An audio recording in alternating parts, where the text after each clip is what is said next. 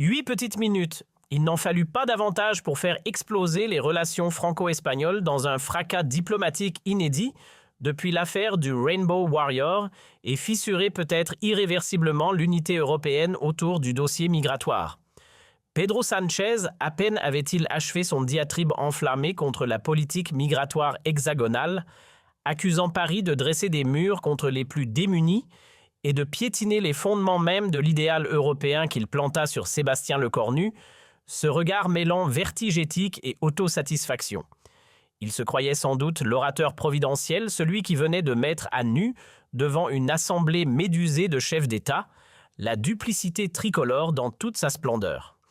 Mais alors le Premier ministre français s'est levé et a dit quelque chose qui a paralysé toute la délégation espagnole. Ce n'était pas un simple échange sur les 8 petites minutes. Il n'en fallut pas davantage pour faire exploser les relations franco-espagnoles dans un fracas diplomatique inédit depuis l'affaire du Rainbow Warrior et fissurer peut-être irréversiblement l'unité européenne autour du dossier migratoire. Pedro Sánchez, à peine avait-il achevé son diatribe enflammé contre la politique migratoire hexagonale, accusant Paris de dresser des murs contre les plus démunis et de piétiner les fondements même de l'idéal européen qu'il planta sur Sébastien Lecornu, ce regard mêlant vertige éthique et autosatisfaction. Il se croyait sans doute l'orateur providentiel, celui qui venait de mettre à nu, devant une assemblée médusée de chefs d'État, la duplicité tricolore dans toute sa splendeur. Mais alors le Premier ministre français s'est levé et a dit quelque chose qui a paralysé toute la délégation espagnole. Ce n'était pas un simple échange sur les politiques migratoires, c'était le moment où un homme de 39 ans a montré à l'Europe entière que l'époque des leçons de morale ibérique était révolue. Pour comprendre l'ampleur du séisme qui allait secouer l'Union européenne, il faut remonter 6 semaines en arrière quand l'Europe traversait l'une des crises migratoires les plus graves de son histoire récente. Les chiffres étaient accablants.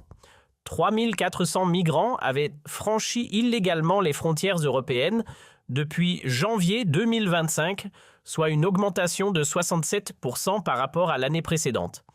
L'Espagne, avec ses 8000 km de côte et sa proximité avec l'Afrique, était devenue la principale porte d'entrée de cette migration clandestine. Cette crise migratoire sans précédent avait des ramifications qui dépassaient largement les simples statistiques. Dans les rues de Madrid, Barcelone et Valence, la tension sociale était palpable. Les sondages révélaient une société espagnole profondément divisée. 45% des citoyens soutenaient encore la politique d'accueil généreuse du gouvernement Sánchez, mais 55% réclamaient désormais un durcissement radical des conditions d'entrée et d'hébergement. Cette détérioration rapide de la situation sociale espagnole n'était pas sans rappeler la crise migratoire de 2015 qui avait secoué l'Europe entière. Mais cette fois, la responsabilité incombait principalement à l'Espagne, devenue malgré elle le sas ibérique d'une Europe qui regardait ailleurs. Dans les bureaux feutrés de Moncloa à Madrid, l'atmosphère était suffocante. Pedro Sánchez, réélu de justesse en 2023, faisait face à la plus grave crise de son mandat.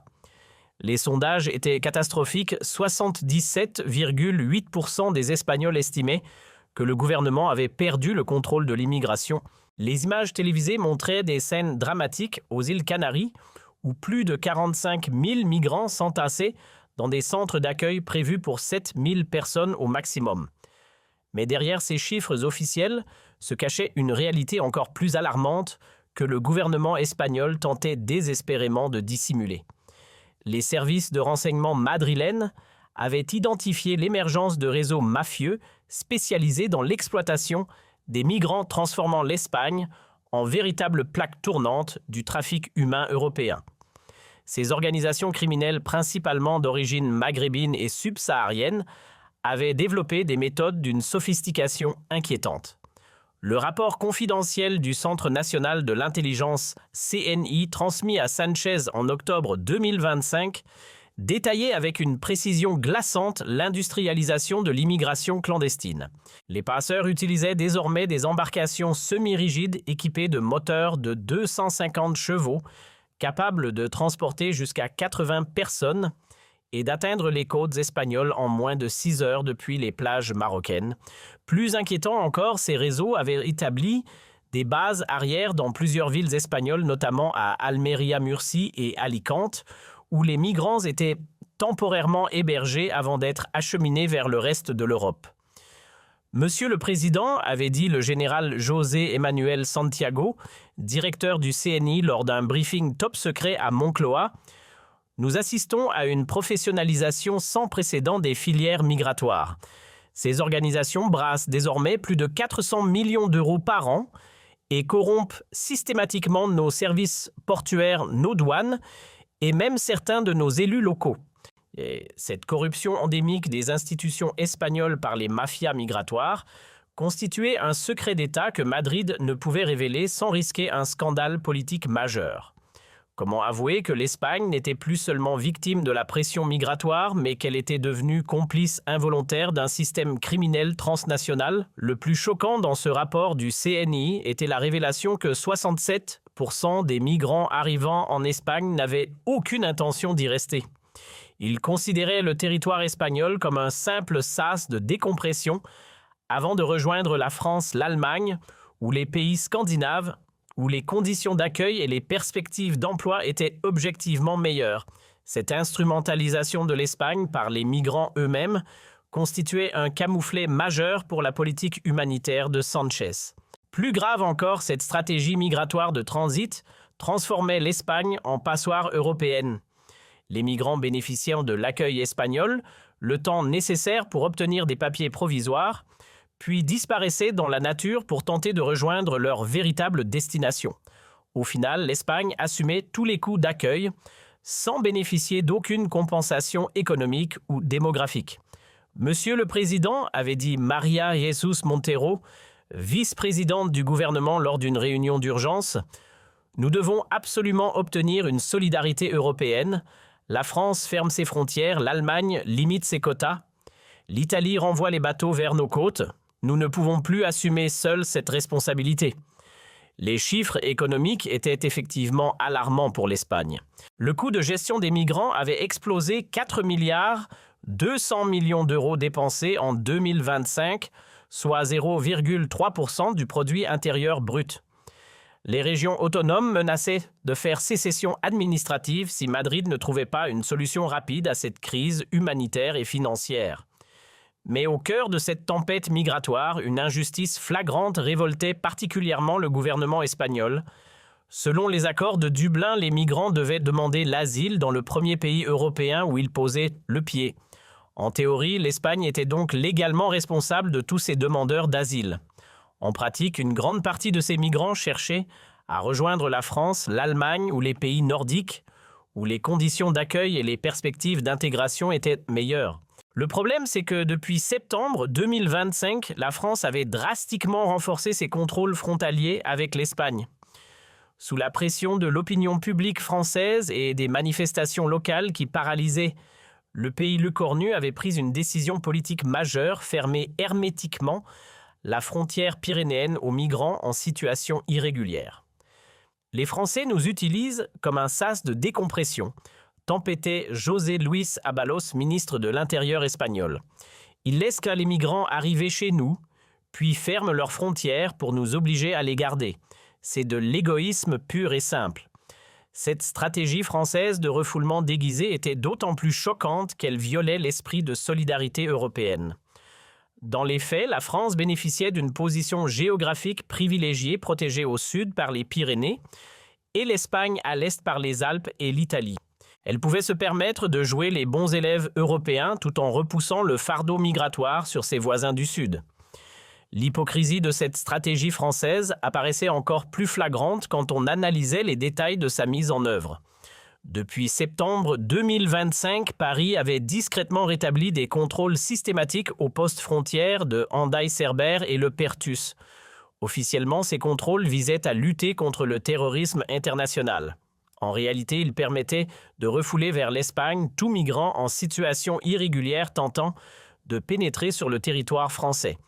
L'efficacité redoutable de ce système français se mesurait dans les statistiques que Madrid tentait désespérément de dissimuler. En 2024, avant la mise en place du projet Vigile, environ 140 000 migrants arrivés en Espagne avaient réussi à rejoindre la France. En 2025, ce chiffre était tombé à moins de 8 000. Cette chute spectaculaire signifiait que plus de 130 000 personnes supplémentaires restaient bloquées sur le territoire espagnol contre leur volonté. Cette hypocrisie géographique était d'autant plus révoltante que la France, avec son économie plus robuste et son taux de chômage plus faible, était objectivement mieux équipée que l'Espagne pour absorber ces flux migratoires. Mais le gouvernement français, sous la pression de la crise sociale et des sondages catastrophiques, avait choisi de faire porter le chapeau aux Espagnols. L'analyse économique comparative entre les deux pays révélait l'ampleur de l'injustice subie par l'Espagne. Avec un produit intérieur brut par habitant de 48 250 € contre 29 600 € pour l'Espagne, la France disposait d'une capacité d'absorption financière supérieure. Le taux de chômage français 7,2% était également significativement inférieur à celui de l'Espagne, 12,1% offrant théoriquement de meilleures perspectives d'intégration professionnelle aux migrants. Plus révélateur encore, les statistiques d'intégration sociale montraient que les migrants réussissaient objectivement mieux leur parcours en France qu'en Espagne. Selon une étude comparative de l'Organisation de coopération et de développement économique, 77% des migrants installés en France depuis plus de 5 ans avaient trouvé un emploi stable contre seulement 40% en Espagne. Ces chiffres démontraient que le refus français d'accueillir davantage de migrants relevait davantage de calculs électoraux que de contraintes objectives. La réalité de terrain confirmait cette analyse macroéconomique.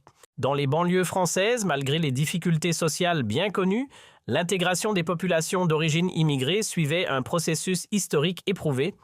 La France disposait d'un appareil administratif, éducatif et social rodé pour absorber et intégrer les nouveaux arrivants. L'Espagne, en revanche, découvrait brutalement les défis de l'immigration massive sans avoir développé les outils institutionnels nécessaires. Ces différences de capacité institutionnelle se reflétaient dans les budgets consacrés aux politiques d'intégration. La France dépensait annuellement 340 € par habitant pour ses programmes d'accueil et d'intégration. En comparaison, cette faiblesse des moyens espagnols expliquait en partie l'attractivité limitée du pays pour les migrants de transit. Les tensions avaient atteint leur paroxysme début novembre 2025, quand les autorités françaises avaient refoulé 3400 migrants vers l'Espagne en une seule semaine, invoquant l'application stricte des accords de Schengen. Ces refoulements s'accompagnaient de contrôles policiers systématiques dans les gares et les aéroports français, créant une situation de quasi-fermeture de frontières contraire aux traités européens. C'est inadmissible, avait déclaré Sanchez lors d'une conférence de presse explosive à Madrid. La France viole l'esprit européen en pratiquant un égoïsme national qui rejette sur l'Espagne des responsabilités qui devraient être partagées. Nous allons porter cette affaire devant la Commission européenne et exiger des sanctions contre Paris. Cette menace espagnole de recours juridique européen avait considérablement agacé l'Élysée et Matignon. Dans l'entourage de Lecornu, on parlait de chantage ibérique et de victimisation espagnole. La France, empêtrée dans sa propre crise sociale, n'avait aucune envie de se voir imposer des quotas migratoires supplémentaires par Bruxelles sous la pression de Madrid. C'est dans ce contexte explosif que s'ouvrait le sommet européen de Bruxelles des 15 et 16 novembre 2025, officiellement consacré aux défis migratoires et à la solidarité européenne. Officieusement, tout le monde savait que ce sommet serait l'occasion d'un règlement de compte entre Paris et Madrid sur la question migratoire. Pedro Sanchez est arrivé à Bruxelles avec un dossier d'accusation méticuleux contre la politique française. Son équipe avait compilé toutes les preuves des refoulements illégaux français, documenté les violations des accords de Schengen, chiffré les coûts disproportionnés imposés à l'Espagne par l'égoïsme français. L'objectif était clair, isoler diplomatiquement la France et forcer le Cornu à accepter un mécanisme contraignant de répartition des migrants. Cette préparation espagnole avait mobilisé les meilleurs experts madrilènes en droit européen et en politique migratoire. Teresa Ribera, vice-présidente du gouvernement et ministre de la Transition écologique, avait coordonné un groupe de travail incluant des juristes de l'Université Complutense, des économistes de l'E Business School et des spécialistes en relations internationales du Real Instituto Elcano. Leur mission, construire un dossier d'accusation juridiquement irréfutable contre la France. Le document final baptisé « Rapport Salaman », du nom de son coordinateur principal Miguel Salaman, ancien juge à la Cour européenne des droits de l'homme, faisait 337 pages de preuves accablantes. Il documentait précisément 47 cas de refoulements illégaux opérés par les autorités françaises entre septembre et novembre 2025 en violation flagrante des articles 3 et 13 de la Convention européenne des droits de l'homme. Plus technique mais tout aussi dévastateur, le rapport espagnol analysait l'impact économique du dumping migratoire français sur l'économie ibérique. Les économistes madrilènes avaient calculé que les refoulements français coûtaient à l'Espagne 47 millions d'euros supplémentaires par an en frais d'hébergement, de santé et d'administration. Cette somme représentait 0,06% du produit intérieur brut espagnol, soit l'équivalent du budget annuel de 3 universités publiques. Monsieur le Président, nous disposons d'un arsenal juridique suffisant pour mettre la France en difficulté devant toutes les juridictions européennes. Les violations du droit européen sont caractérisées et documentées. Paris ne pourra pas nier l'évidence, avait dit Miguel Salaman lors du briefing final à Moncloa. Mais le volet le plus politique du dossier espagnol concernait l'hypocrisie morale française. L'équipe de Sanchez avait compilé toutes les déclarations publiques de Macron et Le Cornu sur les valeurs européennes et la solidarité continentale pour les confronter aux pratiques réelles de refoulement systématique. Cette contradiction entre le discours et les actes français constituait une munition politique redoutable. L'approche espagnole s'appuyait également sur une stratégie de communication offensive orchestrée par Ivan Redondo, ancien directeur de cabinet de Sanchez et spécialiste en guerre informationnelle.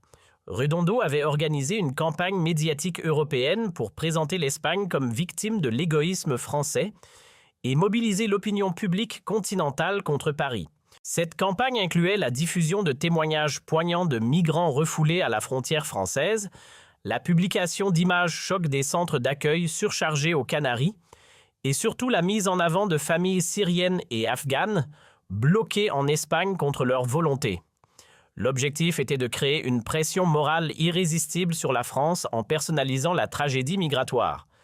Ces Français donnent des leçons de solidarité européenne à tout le monde, mais quand il s'agit d'accueillir des migrants, ils ferment leurs frontières, avait déclaré Sanchez à ses conseillers dans sa suite de l'hôtel Métropole.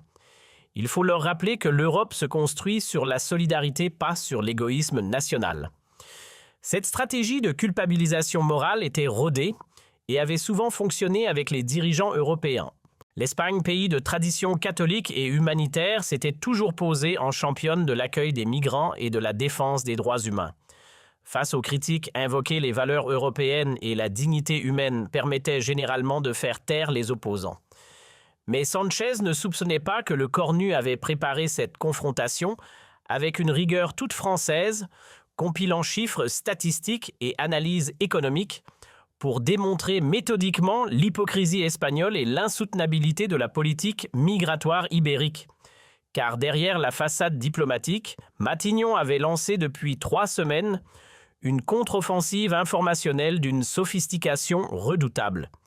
Gérald Darmanin, ministre de l'Intérieur, avait constitué une cellule de crise baptisée « Vérité ibérique », regroupant les meilleurs analystes français en politique migratoire.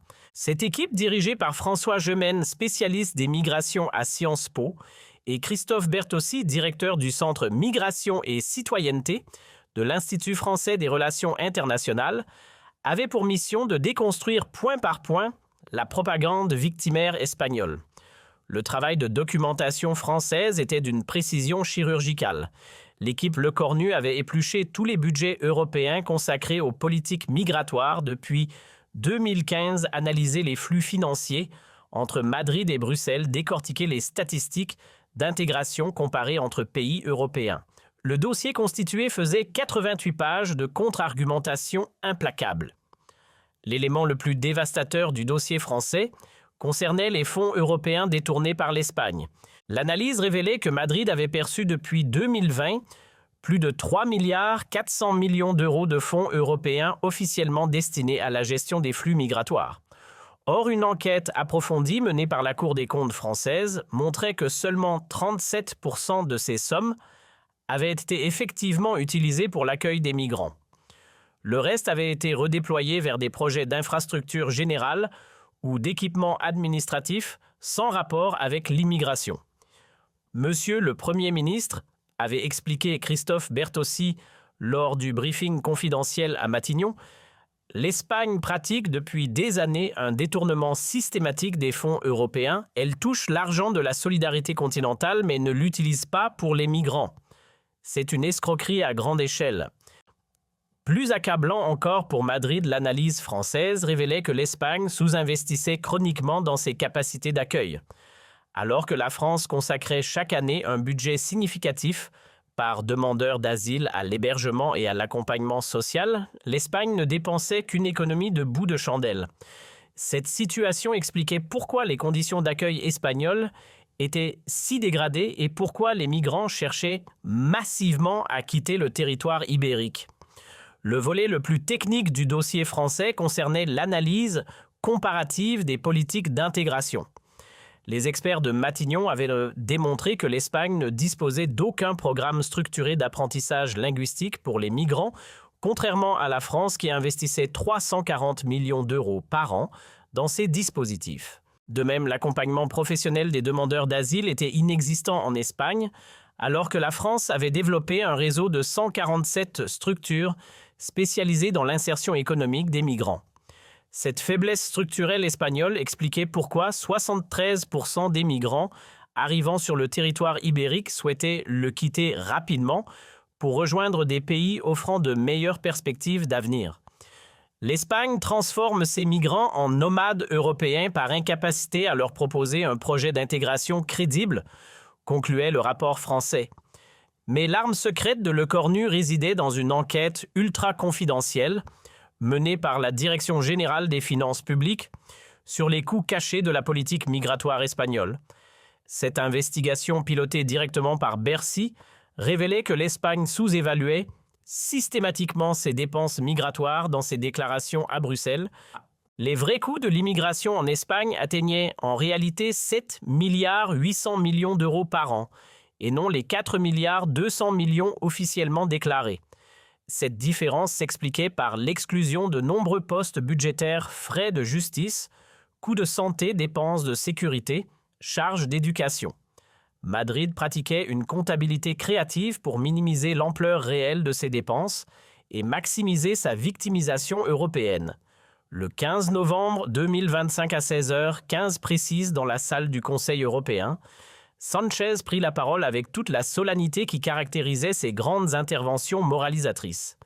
Vêtu de son costume sombre habituel arborant son expression de gravité indignée, il incarnait parfaitement cette image du dirigeant progressiste, défenseur des opprimés contre l'égoïsme conservateur. Mesdames et messieurs les chefs d'État et de gouvernement, commença-t-il avec cette diction parfaite qu'il maîtrisait lors des grands discours, je me présente devant vous aujourd'hui pour dénoncer une dérive inacceptable qui met en péril les fondements mêmes de notre Union européenne. Son discours était parfaitement calibré pour l'audience européenne. Alternant statistiques dramatiques sur la crise humanitaire aux Canaries et références morales aux valeurs européennes, Sanchez développait sa thèse habituelle. L'Espagne assumait seule des responsabilités qui devraient être partagées par tous les pays de l'Union. L'Espagne accueille aujourd'hui 340 000 demandeurs d'asile sur son territoire, expliquait-il avec une émotion calculée. Nos îles Canaries croulent sous l'afflux de migrants fuyant la guerre et la misère. Nos centres d'accueil sont saturés, nos budgets sociaux explosent, nos citoyens perdent patience. Et que fait l'Europe ? Elle ferme les yeux et laisse l'Espagne se débrouiller seule. Cette victimisation de l'Espagne était centrale dans la stratégie de Sanchez pour culpabiliser les autres pays européens. Mais il ne s'arrêta pas là et poussa sa logique moralisatrice plus loin. Il y a pire que l'indifférence européenne, il y a l'hypocrisie française. Continua-t-il en regardant directement Le Cornu. La France qui se pose en championne des droits de l'homme ferme hermétiquement ses frontières aux migrants. Elle les laisse arriver en Espagne, puis refuse de les accueillir quand ils cherchent à la rejoindre. Cette attaque directe contre la France était calculée pour provoquer une réaction. Mais Sanchez commit l'erreur de sous-estimer la préparation de son homologue français. Il poussa encore plus loin ses accusations. Monsieur Lecornu parle de sécurité nationale, mais de quelle sécurité s'agit-il ? De la sécurité électorale de son gouvernement. Car c'est bien de cela qu'il s'agit, sacrifier les valeurs européennes sur l'autel des sondages français. Cette accusation d'opportunisme électoral était particulièrement cynique venant de Sanchez lui-même en grande difficulté dans les sondages espagnols. Mais il ne s'arrêta pas là dans sa charge contre Paris. La France pratique une politique de dumping migratoire, déclara-t-il avec une indignation croissante. Elle bénéficie de sa position géographique pour rejeter sur ses voisins du Sud une responsabilité qui devrait être européenne. C'est un égoïsme national qui détruit l'esprit de solidarité continentale. Et il termina son intervention par un appel solennel qui résonnait comme un ultimatum. L'Europe doit choisir entre deux visions, celle de la solidarité et du partage des responsabilités, ou celle de l'égoïsme national et de l'abandon des plus vulnérables. L'Espagne demande à la France de respecter enfin ses engagements européens et d'accueillir sa juste part de migrants. L'histoire jugera ceux qui auront choisi l'humanité contre ceux qui auront choisi l'électoralisme. Les applaudissements qui suivirent furent nourris notamment de la part des pays du sud de l'Europe, qui se sentaient également abandonnés par leurs partenaires du Nord. L'Assemblée européenne semblait acquise à la cause espagnole. Tous les regards se tournèrent vers Lecornu quand il demanda calmement à prendre la parole. Le Premier ministre français se leva avec cette dignité républicaine qui caractérisait la tradition diplomatique française, s'approcha sans hâte et fixa Sanchez droit dans les yeux avant de prononcer les mots qui allaient en choquer l'Espagne et diviser l'opinion européenne. « Monsieur le Président Sanchez », commença-t-il d'une voix posée mais tranchante, « je vous remercie pour cette démonstration parfaite de ce qu'est devenue la rhétorique espagnole, un mélange toxique de victimisation et de déresponsabilisation. » L'attaque était immédiate et brutale. Sanchez, visiblement surpris par cette agressivité française inhabituelle, se redressa sur son siège. « Vous parlez de solidarité européenne ?» continua Lecornu en sortant un dossier de sa serviette. « Permettez-moi de vous rappeler quelques chiffres que vous préférez manifestement oublier. En 2024, l'Espagne a dépensé 4 milliards 200 millions d'euros pour les migrants. La France, 18 milliards. L'Allemagne, 25 milliards 300 millions. Qui fait vraiment sa part, monsieur Sanchez. Ces statistiques brutales firent l'effet d'une douche froide sur l'Assemblée. Sanchez tenta d'intervenir. Monsieur le Premier ministre, vous ne tenez pas compte, mais Lecornu l'interrompit sèchement. Si monsieur Sanchez, je tiens compte de tout, y compris de votre hypocrisie. Et il continua son démontage méthodique. Vous accusez la France de fermer ses frontières. Savez-vous combien de demandeurs d'asile la France accueille par rapport à sa population ? 0,9%. L'Espagne, 0,7%. Même avec votre prétendue crise migratoire, vous en faites moins que nous. Chaque révélation était un coup de massue. L'Assemblée découvrait des faits que la propagande espagnole avait soigneusement occultés. Mais parlons surtout de votre hypocrisie la plus flagrante, continua Lecornu avec une colère contenue. Vous vous plaignez que la France refuse vos migrants. Savez-vous combien de migrants l'Espagne a transférés vers d'autres pays européens en 2021-4-0 ? Vous exigez la solidarité des autres sans jamais l'appliquer vous-même. Cette révélation sur l'absence totale de transferts migratoires espagnols vers d'autres pays européens toucha au cœur de la rhétorique ibérique. Dans l'assistance, plusieurs délégués échangeaient des regards choqués. Et puisque vous évoquez les valeurs européennes poursuivies, Lecornu, permettez-moi de vous rappeler une vérité que vous semblez avoir oubliée. L'Union européenne n'est pas un système d'assistanat où les pays les plus laxistes font payer leurs erreurs aux autres. C'est un espace de responsabilité partagée et la responsabilité commence par contrôler ses propres frontières.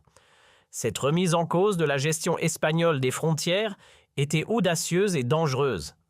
Mais Lecornu l'assumait totalement. Il retournait l'argument de la solidarité européenne contre l'Espagne elle-même. Sanchez livide tenta une dernière défense. La France ne comprend pas la pression migratoire. Au contraire, le coupa. Le cornu, nous comprenons parfaitement. Nous comprenons qu'on ne résout pas les problèmes migratoires en les exportant chez ses voisins. Le silence qui suivit cette accusation d'exportation des problèmes était assourdissant. Jamais un dirigeant européen n'avait utilisé des termes aussi directs pour qualifier la politique migratoire espagnole dans une enceinte officielle. Mais le cornu réservait le plus dur pour la fin. « Monsieur Sanchez, vous nous reprochez de ne pas accueillir assez de migrants. Nous avons découvert que 73% des migrants qui arrivent en Espagne cherchent immédiatement à quitter votre territoire pour rejoindre la France ou l'Allemagne. Voulez-vous vraiment que nous parlions de l'attractivité de votre modèle d'intégration ?» Et puis vint la conclusion qui restera dans les mémoires. L'Espagne ne peut pas à la fois réclamer la souveraineté sur sa politique migratoire et exiger que les autres pays assument les conséquences de ces échecs. L'époque où l'Europe payait pour l'incompétence ibérique est révolue. L'explosion qui suivit fut immédiate.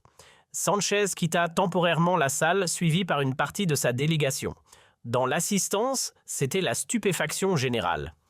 Pour la première fois dans l'histoire de l'Union européenne, un dirigeant occidental avait accusé publiquement l'Espagne d'incompétence migratoire et de chantage européen.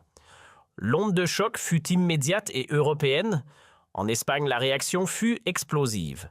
Les médias ibériques titraient « La France humilie l'Espagne »,« Le cornu l'arrogance française »,« Le mépris parisien pour l'Espagne ».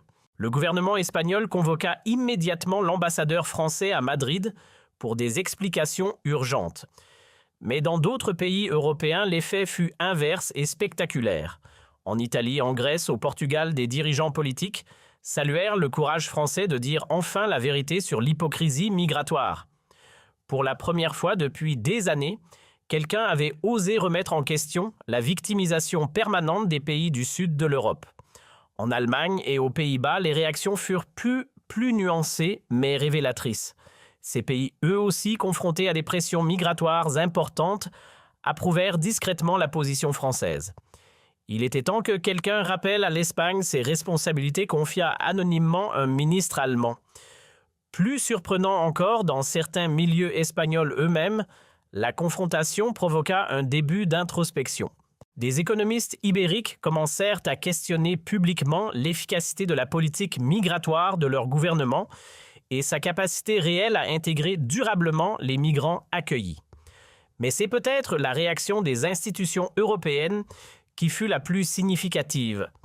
La Commission européenne, habituellement prompte à défendre les pays du Sud contre les égoïsmes du Nord, resta remarquablement silencieuse sur cette affaire. Ursula von der Leyen se contenta d'un communiqué neutre appelant à un dialogue constructif entre partenaires européens. Ce silence brusque et lourd de sens était révélateur. Pour la première fois, les institutions européennes reconnaissaient implicitement que la France avait raison de questionner le système actuel de gestion des migrations. Système qui permettait effectivement aux pays les plus laxistes de faire porter leurs erreurs aux pays les plus rigoureux. 6 mois après cette confrontation historique, les conséquences géopolitiques étaient majeures et durables. Les relations franco-espagnoles s'étaient considérablement refroidies. Mais la France avait gagné un respect nouveau auprès de nombreux partenaires européens lassés des leçons de morale ibérique. Plus important encore, l'affaire migratoire avait accéléré l'émergence d'une politique européenne plus réaliste et moins idéologique. Face aux échecs répétés des politiques d'accueil massifs, les pays européens comprenaient qu'ils devaient repenser fondamentalement leur approche migratoire. Cette révolution française dans la politique migratoire européenne culmina lors du Conseil européen de mars. Pour la première fois dans l'histoire de l'Union, les 27 pays adoptèrent un mécanisme contraignant de contrôle des frontières extérieures avec des sanctions financières pour les pays défaillants. L'effet Le cornu a révolutionné la politique migratoire européenne, analysa Jan Eigle, directrice de l'Institut européen des migrations. Désormais, les pays ne peuvent plus invoquer l'humanitaire pour masquer leur incompétence administrative.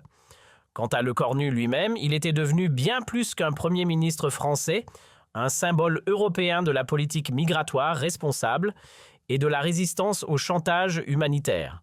Son discours du 15 novembre 2025 était étudié dans toutes les écoles d'administration comme un modèle de courage politique et de rigueur factuelle.